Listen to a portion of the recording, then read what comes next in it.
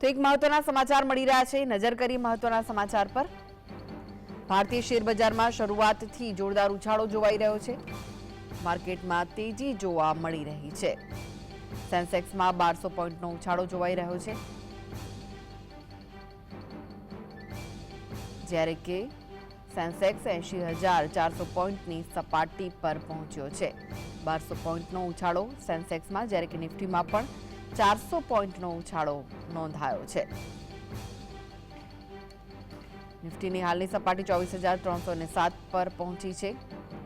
Sensex અને નિફ્ટીમાં ઉછાળો જોવાઈ રહ્યો છે। સપ્તાહની શરૂઆતથી શેરબજારમાં તેજીનો માહોલ જોવાઈ રહ્યો છે। આજે સપ્તાહનો પહેલો દિવસ છે, ત્યારે ભારતીય શેરબજારમાં શરૂઆતી તેજી જોવાઈ રહી છે। જોરદાર ઉછાળો જોવા મળી રહ્યો છે। સેન્સેક્સમાં 1200 પોઈન્ટ, જ્યારે કે નિફ્ટીમાં 400 પોઈન્ટનો ઉછાળો જોવાઈ રહ્યો છે।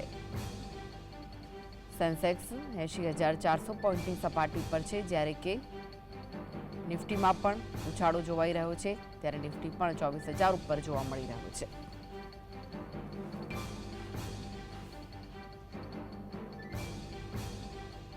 તો આ વિશે વધુ માહિતી માટે જોડાઈ ગયા છે માર્કેટ એક્સપર્ટ નિલેશભાઈ કોટક। નિલેશભાઈ, જે રીતે માર્કેટમાં શેરબજારમાં તેજી જોવાઈ રહી છે, કયા કારણો જવાબદાર છે?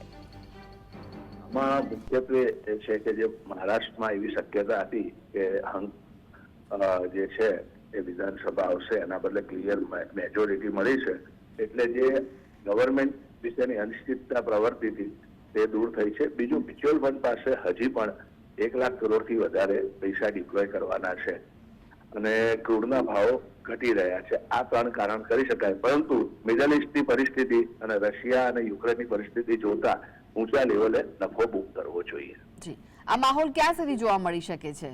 મને એવું લાગે છે આ માહોલ 24,500 થશે તો એ આગળ છે, અન્યથા અહીંથી ઘટાડો જોવાઈ શકાય છે। નિલેશભાઈ, હાલના સમયમાં રોકાણકારોને શું સલાહ આપશો? પ્રોફિટ બુક કરવાની મારી સલાહ છે। જી, આભાર નિલેશભાઈ, જીએસટીવી સાથે વાતચીત કરવા માટે।